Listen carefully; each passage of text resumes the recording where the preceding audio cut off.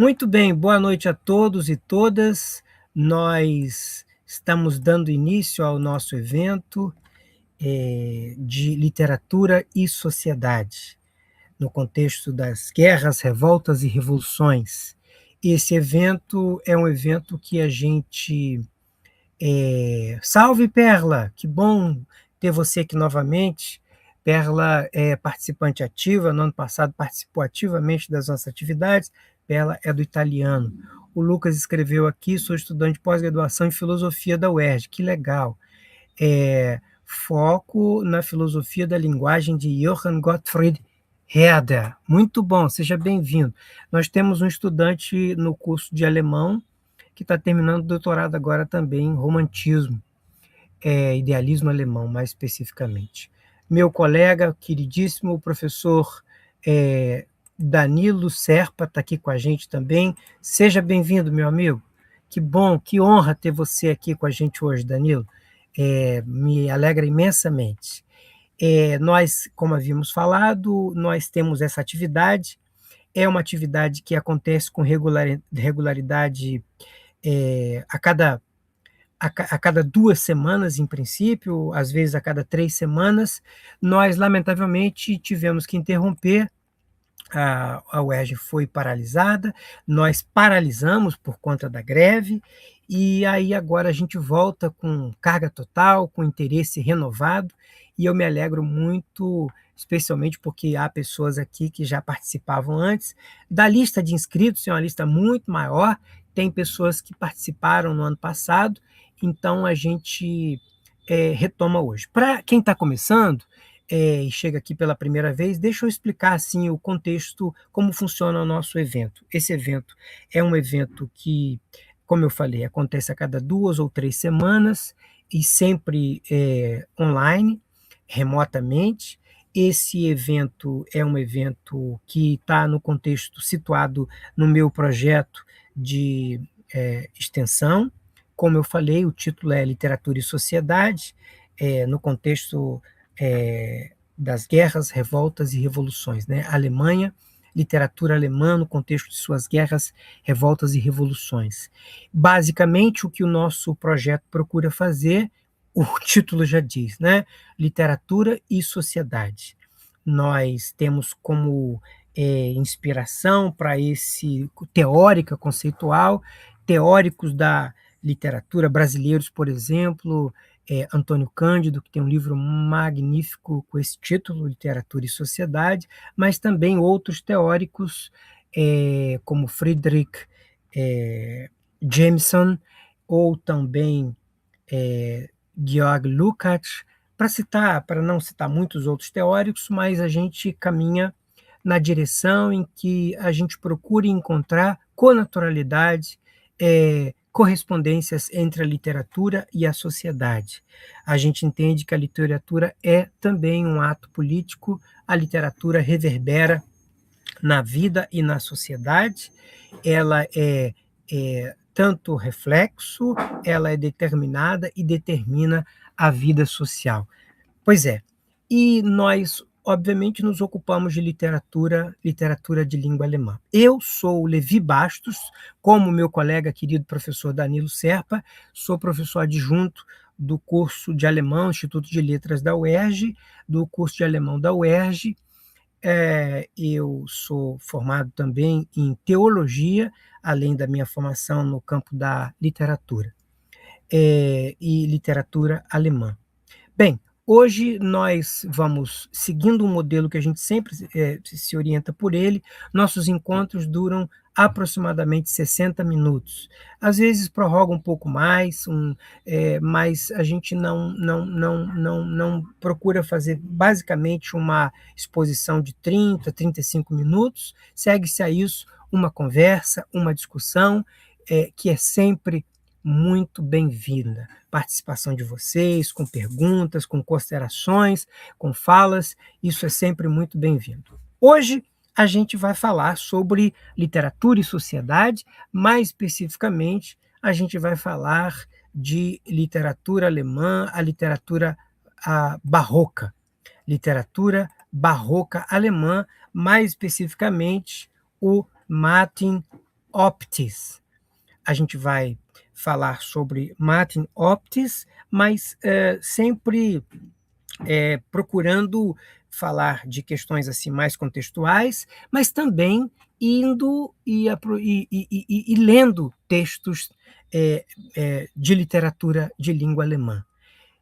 De um modo geral, eu traduzo os textos que não estão traduzidos em português, porque eu entendo que é uma oportunidade ímpar que não somente os estudantes de alemão, mas também outras pessoas que participam, eles têm a oportunidade de ver em paralelo os textos em alemão, e obviamente também em português. Nesse sentido, foi que vocês receberam, e isso é sempre uma praxe, né? Vocês receberam por e-mail, a Marcela, nossa bolsista, fez isso, e manda um texto subsidiário, um texto mais geral, que introduz vocês na temática que a gente vai falar, mas também vocês recebem um texto de literatura, porque o nosso interesse principal é, sim, literatura, né? A gente procura falar de literatura e sociedade, essa conaturalidade, essa relação da literatura com a sociedade, com a materialidade da vida social, econômica, mas, obviamente, nunca nos esquecendo que o nosso interesse não é mais sociologia do que a literatura, tá? Hoje a gente se debruça sobre um teórico e a gente vai repeti-lo daqui a 15 dias, a gente vai ler um outro poema dele. O nosso encontro, então, a gente vai falar um pouquinho sobre a vida dele, não amplamente, a gente vai falar parte do que está preparado aqui sobre a vida e a obra do Martin Optis, para vocês se situarem. Ato contínuo, a gente então vai pular para um ode, né? Para um ode do Martin Optis, esse que vocês receberam, né? Cujo título é um título emblemático, Carpe Diem, e seguido a isso a gente vai então entabular uma conversa, uma discussão. Tá? Eu hoje, excepcionalmente, gastei um pouquinho mais de tempo com essa introdução, mesmo porque a gente começou um pouquinho mais tarde, então agora eu quero então iniciar essa conversa falando um pouquinho sobre o Martin Optis. Martin Optis ele está inserido no contexto da literatura e da sociedade alemã do século XVII. O século XVII é um século de muita importância para a história do povo alemão sobre inúmeros aspectos. Talvez o aspecto que salta aos olhos é um aspecto lamentável, triste, porque durante o século XVII, pelo menos a primeira metade do século XVII, a Alemanha esteve envolvida num conflito tenebroso, uma guerra, a chamada Guerra dos 30 Anos. Ela vai de 1618 a 1640 anos. Eu volto o slide aqui, para vocês verem que não está aqui agora, né? A gente fala sobre isso depois. Essa guerra ela consumiu a energia, né, a vitalidade da sociedade alemã, porque ela foi uma guerra europeia, vamos dizer assim, mas ao mesmo tempo que a Guerra dos 30 Anos foi uma guerra europeia, ela, na verdade, aconteceu predominantemente na Alemanha. Eu tenho aqui um manual de história da Reforma Protestante, escrita por um historiador inglês, Diarmaid MacCulloch. O título em alemão foi traduzido, né, de Reformation, vai do 1490 a 1700. E ele quando fala da Guerra dos 30 Anos, ele fala em duas hipóteses. A primeira é uma hipótese mais abrangente, que fala que cerca de 40% da população alemã morreu, seja por causa da guerra propriamente, seja por causa da fome e da peste daí decorrente. Uma estimativa menos abrangente fala que esse número gravitou entre 15% e 20% da população, o que não diminui em nada o terror, o quão foi lamentável, doloroso essa guerra. Imaginem vocês, né? No Brasil nós somos 220 milhões de habitantes. 10% seriam 22 milhões de pessoas, né? Eu não me lembro aqui agora exatamente quantas pessoas morreram durante a Segunda Grande Guerra Mundial. Então, proporcionalmente, 40% da população alemã. E esse evento, esse acontecimento trágico, ele permeia a vida da sociedade e, consequentemente, a própria literatura, né? A literatura não está imune, a literatura ela não é um corpo estranho na sociedade, a literatura reverbera os conflitos e os problemas da sociedade, né? Ela, ao mesmo tempo que ela é influenciada, obviamente ela influencia. Então, não há como negar, e os textos de literatura de língua alemã do século XVII, eles reverberam, eles mostram claramente, né? Não precisa fazer um exame muito acurado para perceber isso. E uma época sombria, por exemplo, nos relatos de um outro escritor desse período, Hans Grimmelshausen, fala inclusive de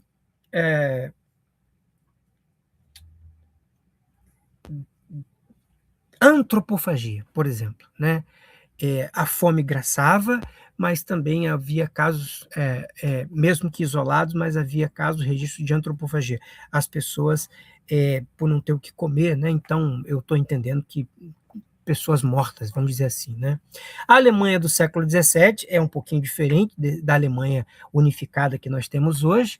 Diga-se de passagem, a Alemanha até 1871, ou seja, cerca de 50 anos depois do Brasil, ela não é ainda uma nação unificada. Até 1871, ou seja, 1618, quando acontece essa guerra, a Alemanha é um país, é um conglomerado de principados, reinos, principados, cidades, estado, cerca de 300. Então, não havia não era um estado unificado. A Alemanha era parte do chamado é, Sacro Império Romano, né? O Sacro Império Romano germânico, vamos dizer assim. Havia, ainda há, né, mas havia muitos dialetos, ainda que a língua já tivesse assim uma relativa unificação, e nesse contexto os intelectuais, né, o círculo de erudição falava predominantemente em latim. Nesse contexto, e aqui eu já vou dar uma informação que nos vincula ao Martin Optis, nações como a Itália e a França sobressaíam no contexto da erudição, literatura, por exemplo. A Alemanha estava como que a reboque dessas nações. Daí o interesse do Martin Optis de alavancar a literatura alemã, tá? Então, essa frase que eu coloco embaixo no slide, em vermelho, eu entendo que ela é emblemática, porque ela corporifica o interesse, o ideal do Martin Optis. Como criar uma literatura nacional quando nem a língua está padronizada, vamos dizer assim, né? Naquele momento se falava na Alemanha o que a gente chama de Frühneuhochdeutsch, ou o novo moderno alemão, né? Mas na sua fase inicial, né? Um último aspecto que eu julgo importante ser destacado: o século XVII ele tem atrás de si tanto a reforma protestante, também chamada de reforma luterana, mas também a reforma católica, cujo ápice foi o Concílio de Trento.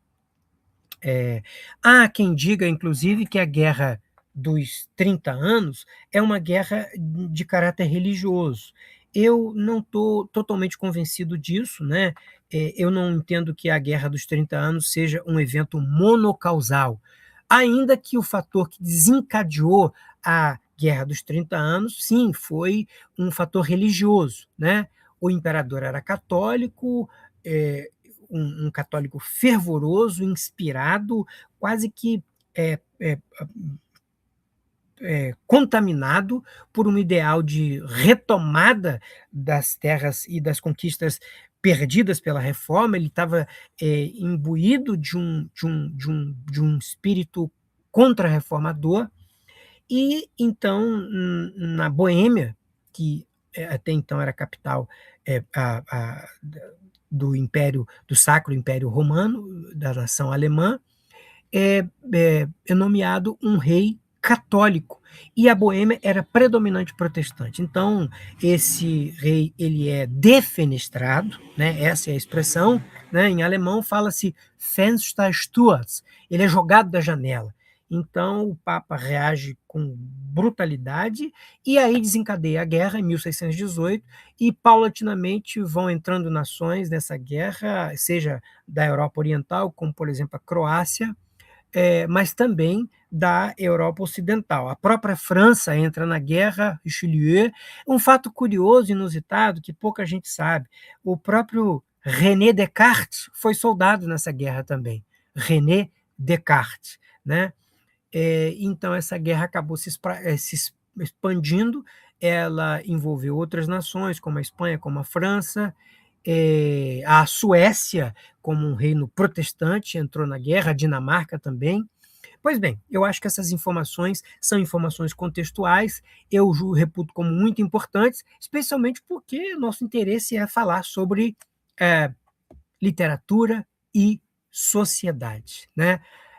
A minha pergunta, antes da gente entrar propriamente no nosso amigo, né, Martin Optis, é se está tudo bem, se está tudo tranquilo até agora. Eu não espero não ter falado demais. Posso continuar? Vocês não estão com o microfone, mas eu vou entender então o seguinte: vamos usar o princípio de, se ninguém sinalizar nada, eu vou seguir, porque essa foi uma fala introdutória.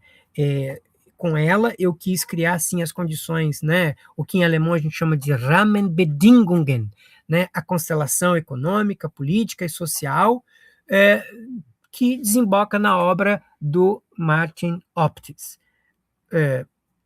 Aqui o Lucas sinalizou. Muito obrigado, Lucas. O Guilherme também. Até agora, professor, está tudo certo. Está fluindo. Ótimo. Perla também. Tudo certo, professor. Muito bom. Isso me estimula, né?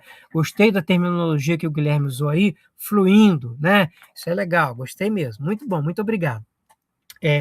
Só para contextualizar, o contexto, para mim, é muito importante. Por que cargas d'água?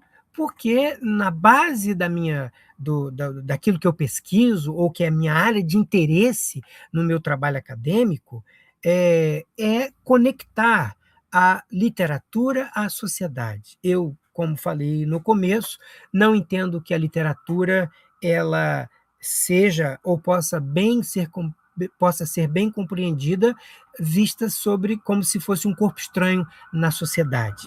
A literatura ela não é determinada arbitrariamente pela vida social, mas eu entendo que há uma interconexão importantíssima entre literatura e sociedade.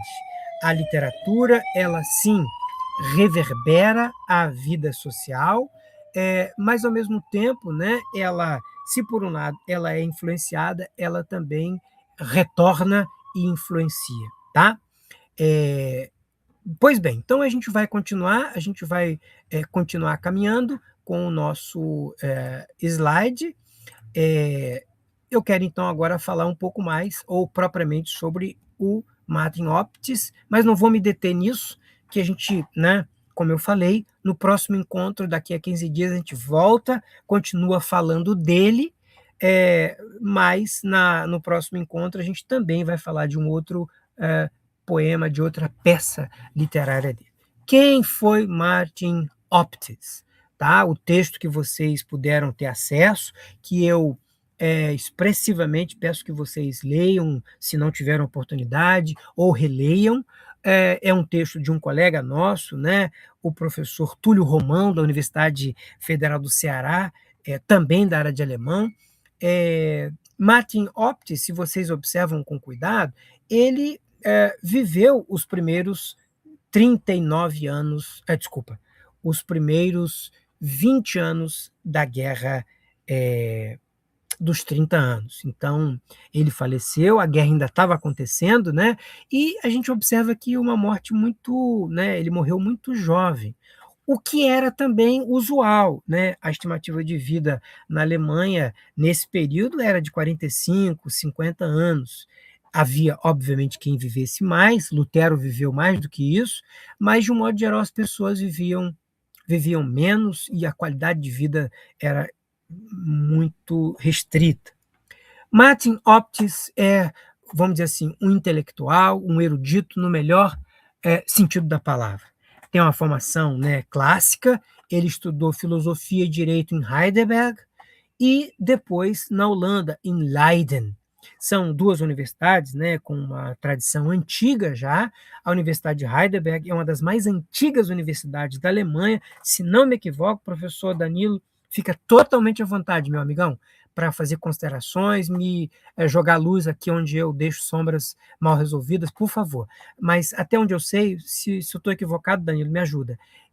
Século XIV foi fundada a Universidade de Heidelberg, que, por sinal, é uma cidade lindíssima, né? A cidade de Heidelberg é uma cidade muito bonita, porque foi poupada também na guerra, então a parte mais histórica, então é uma cidade linda, né? Tem um castelo lá medieval e tudo muito bonito.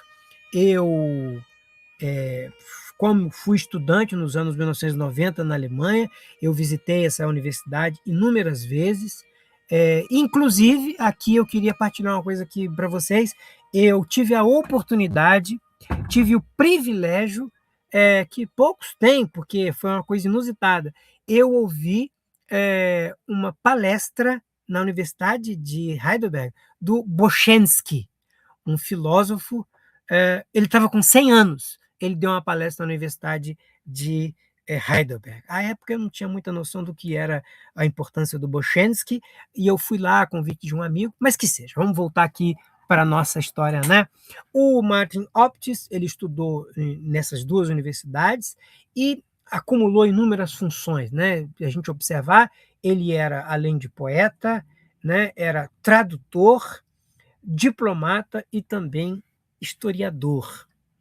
Essa influência que ele recebe, né, eu quero assim acentuar especialmente a influência de Horácio e de Petrarca. Horácio e Petrarca são figuras importantes na literatura clássica latina, e também do humanismo renascentista, né? Eu vou, quando comentarmos o poema dele, eu vou fazer referência a isso. É, essa influência ele assume, ele reconhece essa influência. E essa influência tem a ver com o projeto literário do Martin Optis. Qual é o interesse do Martin Optis? Está aqui, ó, gente. Criar uma literatura em alemão tão refinada quanto a italiana, a francesa ou a latina. Né? Há uma frase textual, ipsis literis, né, do texto preparado pelo professor Túlio Romão, o alemão pode ser língua de alta literatura. Tá? Essa frase do Optis. Então, ele colocou para si o desafio, ele colocou para si o desafio de produzir uma obra que, de alguma forma, criasse as condições teóricas, as condições materiais para que a literatura de língua alemã alavancasse. Tá? É isso mais ou menos o que ele faz. Com base nisso, e aqui eu vou interromper essa parte, ele cria o que a gente chama, né, o Manual de Poética Alemã. Esse é o título, né? O título original, Buch von der deutschen Poeterei. Buch von der deutschen Poeterei. O livro é de 1624. Então, vejam bem, gente, ó, o livro não é necessariamente um livro de poemas, ainda que no livro dele de teoria, né, esse manual para ensinar as pessoas a escreverem poesia, Há muitos poemas. O ode que a gente vai conversar hoje sobre ele está lá no livro dele, no Manual de Poética Alemã, tá? Eu vou parar por aqui, nessa parte, e eu vou entrar já, então, no poema, e na próxima encontro, daqui a 15 dias, a gente vai continuar falando um pouco sobre a obra teórica do Martin Optis. Agora, então, atendendo aí à minha promessa, a gente vai, então, interpretar, analisar e interpretar o ode que ele escreve. O ode se chama Carpe Diem. Eu não sei se vocês tiveram oportunidade, né, é, de assistirem um filme dos anos 1990. O filme se chama Sociedade dos Poetas Mortos. E é um filme muito interessante, se passa, né, ele relata as vivências de estudantes de uma escola privada da Inglaterra, em que o professor ele inspira esses jovens a darem um sentido novo para suas vidas. E no filme, né, tem essa frase lapidar, essa frase que aparece recorrentemente: Carpe diem, aproveita o dia, né? Viva intensamente o dia, tá? O título do poema é Carpe Diem e tem um subtítulo, né? Aus der Feder von Martin Optis, tá? Eu vou então seguir aqui, eu vou ler o poema com vocês. Vocês têm aí o poema com vocês, por favor, acompanhe aí. Eu mandei o texto para vocês. É, em duas colunas. Eu peço desculpas a vocês, gente, porque esse slide ele desconfigurou, né? Inclusive o próprio texto que eu mandei para vocês, como hoje, como subsídio, a minha tradução do poema, que é essa aqui, também eu observei, ficou um pouquinho desconfigurado, mas eu entendo que não vai ser grande problema, tá? Então, eu vou ler o texto em português, a tradução que eu fiz. É uma tradução provisória, tá? Peço ao meu amigão, querido amigo, colega de trabalho, amigo querido Danilo, para observar aí é, é, com atenção redobrada, até para você me dar, Danilo, depois uns feedbacks onde eu posso melhorar essa tradução, e também, eventualmente, uma outra pessoa que está conosco aqui, que conheça alemão, e até mesmo a tradução em português que queira me sugerir eventuais alterações, né? Eu vou então ler a minha tradução e vocês vão acompanhando, tá? Lembro que a minha tradução difere substancialmente do original. Em que aspecto? O texto de partida ele segue uma estrutura de rima e métrica, o que é muito difícil de ser transportado quando a gente faz uma tradução. Então, a minha tradução ela não obedece nem à métrica, nem à rima, ela só se orienta pelo sentido, tá bom? Eu vou ler aqui então e vocês acompanham no material que eu mandei para vocês para casa ou aqui no slide mesmo. Quase sinto um horror por ter, ó Platão, estado continuamente sentado sobre ti. É tempo de olhar para fora e caminhar junto às fontes frescas, no meio do que é verdejante, onde estão as belas flores e os pescadores lançam suas redes. Para que serve tanto estudar, se não para muitos dissabores? Enquanto isso, da vida que levamos, corre o riacho. Antes mesmo que notemos, em direção ao seu verdadeiro fim. Então, tudo isso, sem espírito ou significado, desce à terra. Vamos, rapaz, vá e pergunte onde se encontra a melhor bebida. Toma a bilha e enche-a de vinho. Toda a tristeza, sofrimento e lamentação que nós, seres humanos, experimentamos diariamente. Antes que Cloto nos arrebate, quero sepultar do doce suco que a uva produz. Compra também melões, e não te esqueças do açúcar. Veja apenas para que nada falte, que outro poupe seus vinténs.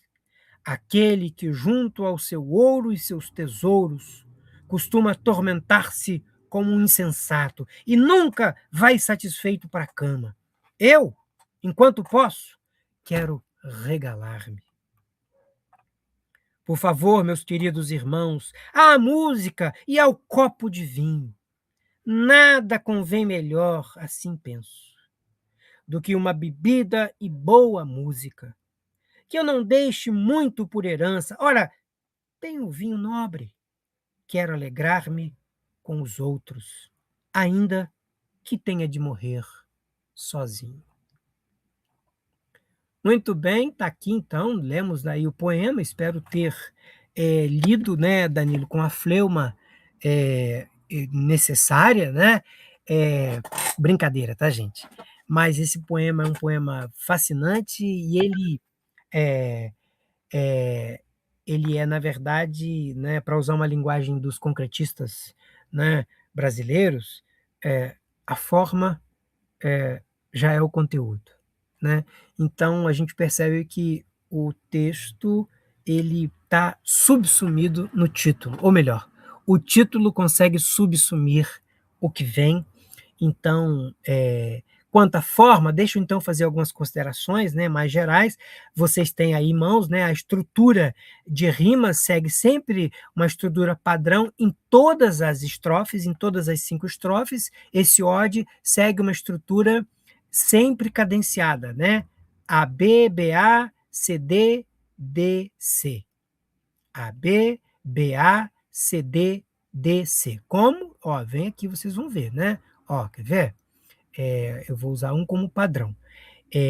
Eu vou usar o meu texto que está aqui diante dos meus olhos. Em princípio, deveria terminar sempre em grauen, für, dir, schauen. Observem, né? Grauen rima com schauen. Então, o A e o A no quarto verso. O segundo e o terceiro versos, für und dir. Por isso, então, é que a gente constrói uma estrutura de rima B, B. A, B, B, A. E aí vem os versos seguintes, quellen, né? Tá aqui o meu desconfigurou, quellen, depois ergehen, depois Blumen, depois Fischer, aí desconfigurou também, e Stellen. E aí segue o quê? Ó, Quellen é C, Ergehen und Blumen é DD, e vem lá de novo, então, o Stellen, que rima com Quellen. Então, Quellen e Stellen, CC, né? Na quarta e na oitava estrofe. E na quinta e na sexta, peraí, só um minutinho. Na quinta e na oitava, na quinta e na oitava é C, Quellen e Stellen. Todos os demais, as demais estrofes seguem a mesma estrutura.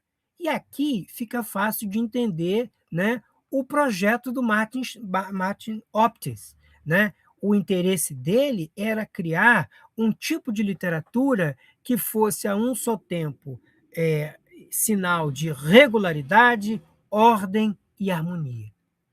No fundo, gente, o Martin Optis, ele faz uma espécie assim de análise bem ampla da literatura que se produzia, né, na Alemanha no século XVII, e ele chega à constatação de que era pobre a literatura alemã. E ele, né, o juízo que ele faz, ele entende que o problema não está na competência literária dos escritores alemães, mas ele entende que falta o arcabouço teórico, o arcabouço teórico. Então, ele dá esse arcabouço. Agora, o que eu acho que é um experimento muito interessante é que ele constrói o arcabouço teórico no livro dele, tá? Né? Ele constrói o arcabouço teórico, mas, ao mesmo tempo, o próprio livro ele dá exemplo das suas próprias construções estéticas, da sua própria escrita. A poesia que ele escreve, ele coloca no livro dele como sinal.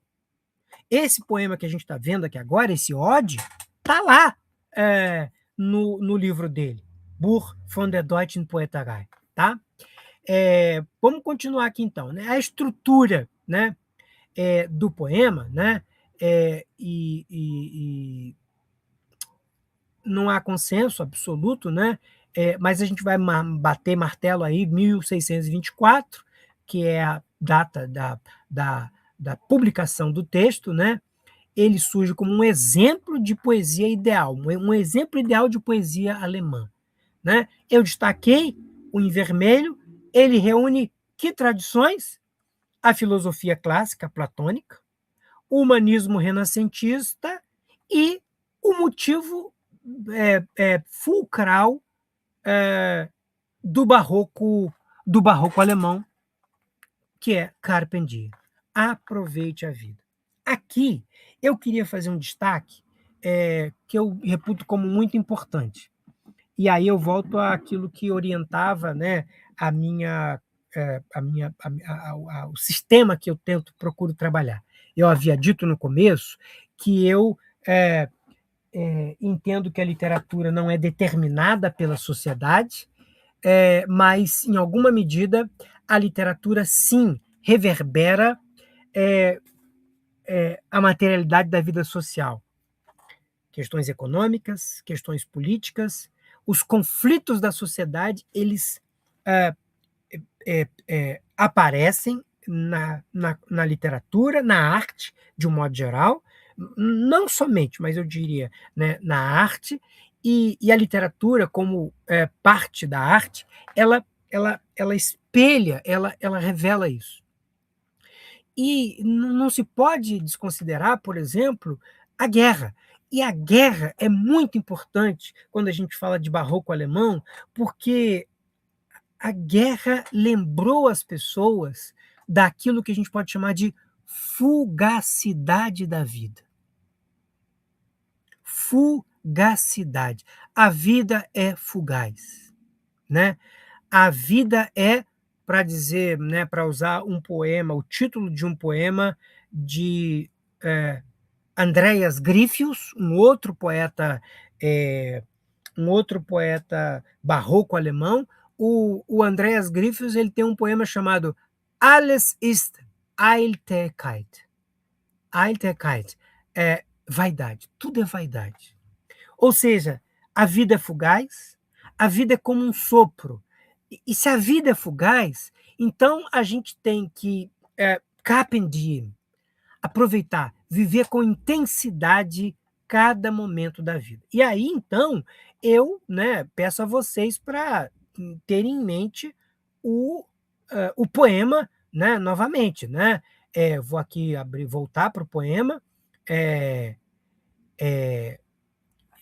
E veja bem, ó, a pessoa lírica, o sujeito lírico aqui, ele já começa dizendo: ah, meu Deus, perdi tempo com o Platão. Perdi meu tempo. Ele usa essa expressão grauen, né?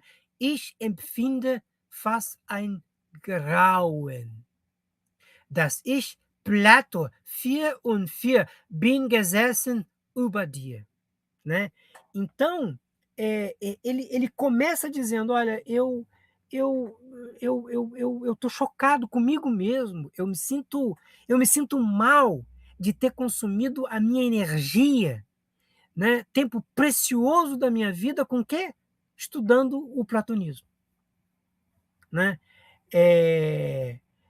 E aí o poema, o Ode, faz uma cesura, né?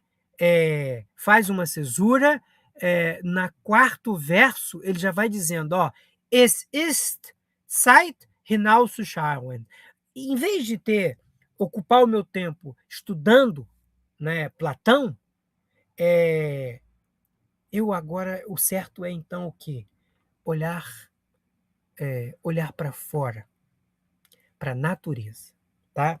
Para a natureza. E aqui vai entrar então, né, Horácio e Virgílio, mais especificamente o Virgílio, né, com as bucólicas. Virgílio e Horácio, eles decantavam a natureza, o mundo pastoril, aquilo que se chama, né, o locus amenus.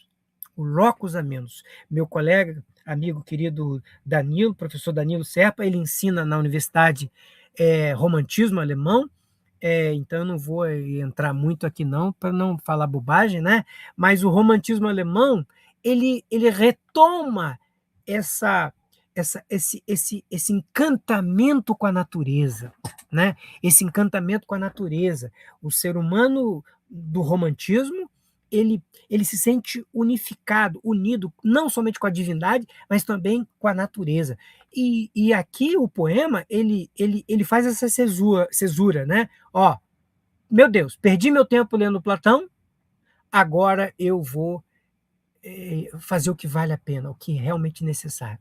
É tempo de olhar para fora, caminhar junto às fontes. Fontes frescas, no meio do que é verdejante. Ó, in dem Grünen zu ergehen, onde estão as belas flores e os pescadores lançam suas redes. Ó, aí entra as bucólicas, né? Sair do escritório, sair do ambiente, né? Esse aqui que eu estou, por exemplo, né? Esse ambiente de livros, que é um ambiente, para o poeta, um ambiente artificial, não é onde a vida está acontecendo. Tudo bem, né? Está sendo gravado aqui, eu tenho que me defender. Entre vocês tem um estudante aqui, acho que é o Guilherme, né? Ele deve estar se contorcendo aí. Guilherme, por favor, eu não estou fazendo apologia da gente abandonar a filosofia, tá? Na verdade, Platão entra aqui, e o poeta, ele se lamenta dele ter consumido muito tempo com Platão, mas não Platão em si, mas dele não ter feito, né, a contrapartida. E ele agora detecta que, meu Deus, eu consumi tempo precioso da minha vida exclusivamente com Platão. Na verdade, eu deveria ter consumido meu tempo com outras coisas igualmente importantes, tá? Gente, são 8 horas e 17 minutos. Eu fiz uma promessa, né, que eu falaria só por 40 minutos, então eu estou vendo que a gente vai ter que, daqui a 15 dias, continuar falando dessas coisas. Para o próximo encontro, possivelmente vamos fazer 2 poemas, esse a gente continua, e um segundo poema do Martin Optis, mas eu estou entendendo que a gente pode, então, para abrir para as conversas, eu vou só fazer considerações rápidas em mais um slide, porque eu acho que ele ajuda a gente a entender um pouco melhor e dá elementos para vocês fazerem considerações, né? Eu vejo aqui e me inspiro também no artigo que o professor Túlio Romão escreveu, eu vejo 3, sob o aspecto da estrutura, né? 3 grandes linhas nesse poema, tá? O primeiro é o abandono momentâneo dos livros. Ó, Guilherme, momentâneo, tá? Momentâneo. O segundo é a redescoberta, né? A descoberta da natureza. E aqui estamos falando de Virgílio, Horácio, Petrarca, não tanto, tá? Optis, ele baseia-se muito em Petrarca, mas nesse ode especificamente não acontece. Então, aqui embaixo vocês podem ver, né? A natureza aparece como lugar da vida verdadeira, tá? Guilherme, por favor, continua aí com Reda, não se contamine com o que eu estou falando aqui não, tá? E o terceiro aspecto é o argumento filosófico, né? Que aí é o nosso foco, né? Que é a questão do Carpe Diem, né? Enquanto estudamos, a vida passa. E a metáfora que ele usa é muito bonita, né? Unterdessen läuft die Bach unseres Lebens. Eu traduzi, né? Enquanto isso, da vida que levamos, corre o riacho. Ó, eu não falei da fugacidade? A fugacidade, metaforicamente aqui, é usado o quê? O riacho. o riacho, né, a gente não toma banho 2 vezes no mesmo rio, né. Então o rio segue, é a vida que se esvai. E se a vida se esvai, meu Deus, temos que aproveitar, viver com intensidade. Eu vou então aqui parar, a gente vai conversar um pouco, tá? Tá aberto para conversa, para considerações. Eu me alegro imensamente com todas as considerações que vocês fizerem. Nós temos ainda cerca de 15, 20 minutos para conversa e para a gente ser fiel àquilo que eu prometi, né? Se eu prometo 60 minutos, no máximo 70, eu tenho que honrar a minha promessa até para vocês voltarem, né? Eu sei que muitos de vocês tiveram um dia cansativo aí, ou estudando, ou trabalhando, então eu quero aqui, entre nós, então a gente tem um público maravilhoso, Cíntia, Danilo, Guilherme, Helena, Lucas e Perla. A minha bolsista nesse meio tempo, ela lamentou, já justificou a ausência dela aqui, né? Ela está com problema de internet, então não pode estar com a gente. Muito bem, gente. Vocês têm a palavra. Eu quero ouvi-los. Quem quiser falar é só sinalizar com a mãozinha e aí eu identifico aqui e dou a palavra para vocês.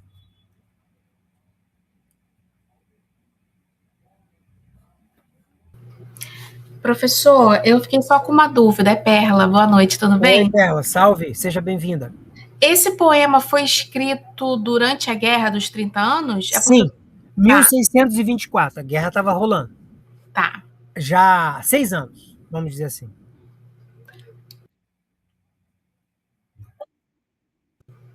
O tema do poema, né, o Carpe Diem, pode ser. A gente pode falar que foi influenciado pelo contexto histórico, né? Porque a guerra tem, né, todo um contexto de guerra, então o poema talvez.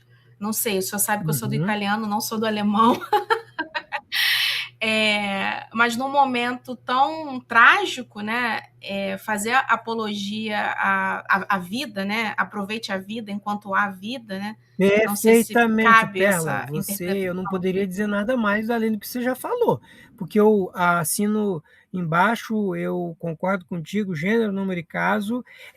Obviamente que a gente tem que ter o cuidado, como eu falei, né, de não estabelecer uma relação mecânica entre materialidade e espírito, entre realidade econômica, política, social e a cultura, a literatura. Mas sim, essa relação não é uma determinação absoluta, mas você usou uma expressão muito, né? A guerra é trágica, a guerra é pavorosa. Então, o barroco alemão, ele, veja bem, ele ancora-se, ele inspira-se na literatura latina, né? Os motivos latinos, né? Horácio, Virgílio, mas esses motivos, por exemplo, do aproveite a vida ou da finitude, né? É, Além do Carpe Diem, tem o Memento Mori, né? Que é, olha, você é mortal, você morrerá. Então, eu entendo sim, Perla, que, como você falou, a guerra, ela, em grande medida, ela dá o norte, ela cria como que as condições para que essa literatura ela responda, né? E a palavra que para mim é muito importante no meu projeto de extensão aqui, né? E objeto também de estudo meu, como professor universitário, é como a literatura reverbera, como a literatura representa esses eventos econômico, político e social, tá? Como a literatura faz isso. Então, eu entendo que a guerra ela criou essas condições, esses condicionamentos. Todo mundo morre. Imaginem, gente, 40%, né, num cenário mais radical, ou no mínimo 10 a 15% da população morre. E veja bem, gente, em algumas regiões da Alemanha, demorou 100 anos para se soerguer economicamente. Tamanha a devastação da guerra. Aqui eu faço uma consideração muito importante. Houve um general que lutou pelas forças imperiais, o general Wallenstein. O general Wallenstein, quando o imperador estava falido, o general Wallenstein ele se apresenta como o senhor da guerra e ele tem uma solução para a guerra. Ele oferece para o imperador: olha, eu quero comandar as tropas e eu vou fazer uma guerra para você a custo zero. O imperador: mas como custo zero? Não, ele criou um princípio. Der Krieg ernährt den Krieg. A guerra se paga. Como? As populações são obrigadas a pagar pela guerra.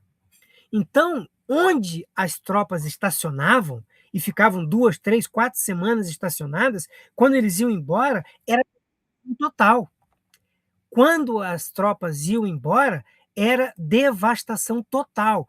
Por quê? Porque as populações locais elas eram obrigadas a suprir, por exemplo, os soldados com víveres. Então, isso trouxe uma. Né, as pessoas ficavam exauridas economicamente, lavradores.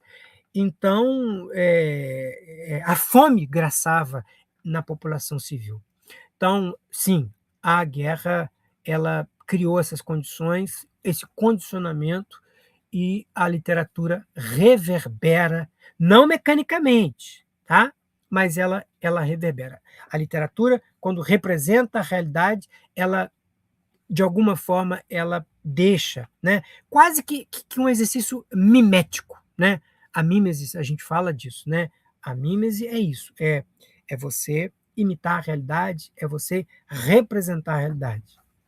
Muito obrigado, Perla. A propósito, Perla, você não tem que ter nenhum tipo de. O italiano, o Optis, ele queria imitar a literatura italiana e francesa, né? Porque na Itália e na França, Florença, por exemplo, é onde estava, né, a pura literatura, né, a poesia, né? Então ele se inspira na Itália e na França. Marcela chegou aqui, muito obrigado, seja bem-vinda, Marcela. Marcela vai, por favor, então, seja bem-vinda. Já já a Marcela vai colocar a lista de presença para vocês, ela pediu desculpas, né? O Lucas, que não está podendo usar o microfone, ele fez aqui uma consideração, eu vou ler, tá, Lucas? Levi, quando você diz que a guerra condicionou toda a vida alemã da época, me fez lembrar a máxima de Heráclito de Éfeso. A guerra é pai e rei de todas as coisas. Ao mesmo tempo, a ode de Optis não me pareceu ter este tema como assunto, mas a vida. Pois é, Lucas, o ideal seria se você pudesse falar um pouco mais, né? Você aqui. Veja bem, na minha leitura, exatamente porque a guerra é morte e o poema fala de vida, não há como negar que a literatura ela não é uma reprodução mecânica dos motivos da guerra. Pelo contrário, quando ela fala de vida, ela está representando de modo autônomo. Essa é a autonomia, tá? E aqui eu queria dar uma dica para vocês de literatura. Vou pegar aqui, vou me levantar e vou pegar aqui.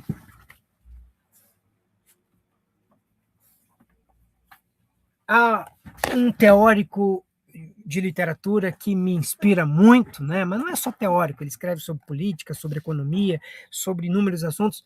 Terry Eagleton, Tendo Chance, é um livretinho, gente, não são 100, são 145 páginas. É um livro fabuloso, Marxismo e Crítica Literária. Terry Eagleton, editora Unesp. Vale a pena quem não conhece, quem não tem esse livro. E aqui ele explica muito bem como a literatura, ela, se em alguma medida ela é reflexo, por outro lado, ela tem autonomia, né? Naquele modelo clássico marxista, né? A base, né? E a superestrutura, a infraestrutura e a superestrutura. A base ou a infraestrutura, ela cria essas condições para a superestrutura, mas a superestrutura ela não reproduz mecanicamente a base, ela também influencia a base. É por isso, né, que a literatura muitas vezes ela provoca revoluções, né? A literatura ela cria nas pessoas uma como eu posso falar, né, inspira as pessoas a questionar a realidade, né? Ainda que isso não seja tarefa precípua da literatura, tá? A literatura, ela tem vida própria, tá, gente? A literatura, ela é, né, como diziam os simbolistas franceses, quando advogavam o princípio da l'art pour l'art. A arte, muitas vezes, ela se esgota em si mesma, tá, gente? Então, eu não estou fazendo apologia aqui de que a literatura ela é condicionada e a literatura é necessariamente instrumento de militância. Não, ela tem essa função, mas não somente, tá? Você, Lucas, você tem direito à réplica, tá? Você foi citado. Você querendo, por favor, tecer considerações. Mais alguém quer falar alguma coisa? Guilherme levantou a mão. Guilherme, por favor, você tem a palavra. Tem microfone aí? Tá conseguindo me ouvir, professor? Em alto e bom som. Perfeito. Bom, como eu disse, quando eu entrei na chamada, eu estava na rua, já cheguei em casa, perdi uma parte, né, da transmissão, então não sei se a minha pergunta já foi respondida ao longo da exposição, mas eu queria muito saber uma coisinha. Eu estou no segundo período da graduação agora, então estou ainda muito fresco, só que um conceito que eu gostei muito de teoria da literatura, e eu, a partir daquele momento, sempre procuro encontrar nos textos que eu leio, é o conceito de leitor modelo, né, do Humberto Eco. E aí, o senhor falando sobre o contexto, me veio assim, na minha mente, o questionamento, né, se para quem foi que ele escreveu assim, né? Porque era um contexto tão difícil, né? O senhor detalhou os estragos da guerra, né? Foi crise tanto social quanto econômica, enfim. E aí, para quem ele escreveu esse texto, assim, convocando a vida, né? A Carpe Diem, como que chegou pro leitor modelo dele? Teve o resultado esperado? Porque é meio que uma provocação, né? Chegou da forma que ele esperava que chegasse? Teve essa reação? Porque é um texto bastante antigo, né? Não sei se tem registro, mas eu fiquei em dúvida, assim, sabe, com a curiosidade. Ótimo, Guilherme, muito bom. Eu te ouço tão bem, da outra vez estava com dificuldade, você estava falando em trânsito, né? Algumas coisas sobre a sua ótima consideração. A primeira é sobre essa figura fantástica chamada Humberto Eco, que, né, é aquele intelectual, vamos dizer assim, no sentido mais profundo, né? Ele transitou em inúmeros campos, também da literatura. Esse conceito que você se referiu, o leitor modelo, é um conceito que faz parte da forma de pensar do Humberto Eco. Eu acho esse conceito também muito interessante, muito, muito instigante. Quando a gente pega o Martin Optis, a gente não pode esquecer o seguinte: a tarefa precípua do Martin Optis era, vamos dizer assim, o leitmotiv, né? O motivo da vida dele, né, em alguma medida, era dar um upgrade na literatura de língua alemã. Então, em alguma medida, talvez ele está menos preocupado nos efeitos que a literatura, que a poesia produz nas pessoas, mas mais do que isso, ele está interessado, sim, nos efeitos que a teoria literária dele produzem, não no público de um modo geral, mas nos poetas, nos escritores alemães. Nesse sentido, eu posso falar com absoluta segurança, sem o mínimo medo de errar, né? Todas as leituras que eu fiz até agora, o objetivo dele foi muito bem alcançado. Por quê? Porque o Martin Optis criou uma escola. Ele criou uma escola. Então, por exemplo, né, Danilo, me ajuda se eu estou falando uma imensa bobagem aqui, tá? Mas, por exemplo, se a gente pega os pesos pesados da literatura barroca alemã, Eu vou citar, por exemplo, né, alguém que foi muito influenciado por ele, talvez um dos que mais destacou, Andreas Gryphius, que eu diria assim, a criatura ficou maior que o criador. O Andreas Gryphius é, sim, o poeta barroco. É bem verdade que o Andreas Gryphius ele não escreveu só poesia, né? Perla estava uma das vezes que a gente falou sobre Gryphius. O Gryphius também transitou no mundo da dramaturgia, mas a crítica literária, a historiografia literária alemã é unânime em dizer que o Optis ele alcançou o seu objetivo, que ele criou uma escola literária. Ele deu essa grande contribuição, o estofo teórico para a literatura de língua alemã na Alemanha. Então, eu acho que foi essa a tarefa que ele fez. Agora, a sua pergunta também tem uma dimensão que, assim, eu acho que ela é sempre muito subjetiva, porque alguém pode falar, né, mas o Antônio Cândido ele conseguiu o objetivo dele, ou o Carlos Drummond de Andrade, ele conseguiu a poesia do Carlos Drummond de Andrade. É difícil dizer, né, porque assim, ninguém pode negar que o Carlos Drummond de Andrade é uma referência na poesia brasileira, talvez um dos mais conhecidos, né? Não é o único grande poeta brasileiro, mas eu não sei nem como responder esse aspecto da pergunta. Eu só diria assim, Carlos Drummond de Andrade é um consenso, né? É uma literatura potente, uma escrita potente na literatura brasileira. Tem outros, mas ele é uma entidade importantíssima. Agora, não dá para dizer, o Brasil mudou depois do Carlos Drummond de Andrade, né? Não sei se os contextos podem ser comparados, né? Mas, assim, para o objetivo que se propôs, para aquilo que Martin Optis havia se proposto, ele conseguiu, ele alcançou sim, né? Ele alcançou o seu objetivo. Eu gosto muito desse texto que você falou, desse conceito que você falou, né? Tá no livro Lector in Fabula, eu tenho a edição portuguesa, eu não estou conseguindo achar aqui os meus livros do Humberto Eco, eu devo ter mexido nele, tirado da minha estante aqui agora, não estou conseguindo achar, mas o conceito dele de leitor em fábula é um conceito muito importante, né? Quando o Humberto Eco ele comissiona o leitor a tarefa de recriar o texto. É bem verdade, né, que 2 livros do Humberto Eco têm que ser colocados nessa questão, Guilherme. Eu não sei se você já conhece, né, mas a obra aberta, mas depois nos limites da interpretação. Humberto Eco, no livro Limite da Interpretação, ele põe quase que assim algumas balizas, porque a interpretação e a ressignificação não é tão livre como se ele mesmo, num primeiro momento, pensou, tá? Mas que seja, né? Desculpa, você tem direito à réplica, né? Eu citei você, para você, não sei, em alguma medida, se eu não alcancei o que você falou. Você tem a palavra, Guilherme.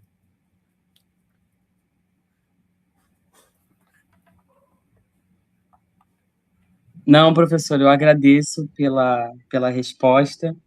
É porque era ainda um conceito relativamente novo para mim e eu fico sempre com muita curiosidade. Agradeço pela profundidade da resposta. Muito, muito obrigado. Muito obrigado, muito obrigado. Nós já temos 20 horas e 39 minutos, nós já estamos encaminhando para terminar. Eu prometi a vocês que durava 1 hora, no máximo 1 hora e 10. Eu não queria terminar sem passar a palavra para o meu amigo Danilo, ele fazer as considerações finais. Eu repito, estou muito honrado de ter Danilo com a gente aqui hoje, é um amigão, estamos juntos há 5 anos na UERJ, e Danilo, você, por favor, nos, nos enriqueça um pouquinho aí com a sua fala. Eu queria conceder a você a palavra de considerações finais. Não, obrigado, Levi. Não, obrigado pelas palavras. Eu não gostaria de ter as considerações finais. Não, eu só queria realmente agradecer pela palestra, pela fala, pelo evento, pela ideia, né, e pela apresentação, né, desse seu projeto. que é muito, muito bom, muito legal. Parabéns, Levi, foi assim, excelente. Eu achei Bom, que foi. muito obrigado, Danilo. Fez a minha noite, fez o meu dia muito melhor. Ah, que Obrigado legal, que legal. Muito obrigado, Danilo. Danilo, aproveita, a todas essas pessoas. faz uma propaganda do seu projeto, que é muito interessante também. Não, é bom. Se vocês também tiverem mais curiosidade em relação à literatura, né, de língua alemã, a gente tem um projeto de extensão também que é o Vice-Versa, tá? Vocês conseguem achar no Instagram ou mesmo nos encontrar através da UERJ, né? Nos canais de divulgação da própria UERJ. Tá bom? Obrigado, Levi. Muito bom. Obrigado. Obrigado, Danilo. Gente, nós encaminhamos então para eu terminar. Repito, daqui a 15 dias nós vamos nos reencontrar e a promessa é que a gente termine a análise desse poema e também aquela segunda parte das considerações introdutórias sobre a vida e a obra do Martin Optis e, eventualmente, também um segundo poema do Martin Optis. Daqui a 15 dias. Eu peço, então, se alguém não se inscreveu, não assinou aqui, né? Perla escreveu, eu já participei algumas vezes e ótimo também, é ótimo também. Muito obrigado, Perla. Por favor, gente, a lista de presença para vocês receberem certificado, aquelas horinhas que todo mundo precisa, né? E para enriquecer o Lattes de vocês também, aquelas horinhas de atividades acadêmicas que a gente sempre precisa. Então, quem não se inscreveu, não preencheu aqui, por favor, façam. Eu quero, então, agradecido, terminar o nosso encontro, repetindo, daqui a 15 dias nós nos encontramos novamente, mesma bate-hora, mesmo bate-canal. Me alegro muito com a presença de vocês novamente, se quiserem e puderem voltar. Abraço fraterno a todos. Tchau, gente. Muito obrigado, hein? Tchau, professor. Boa noite. Tchau, Levi. Obrigado. Boa noite.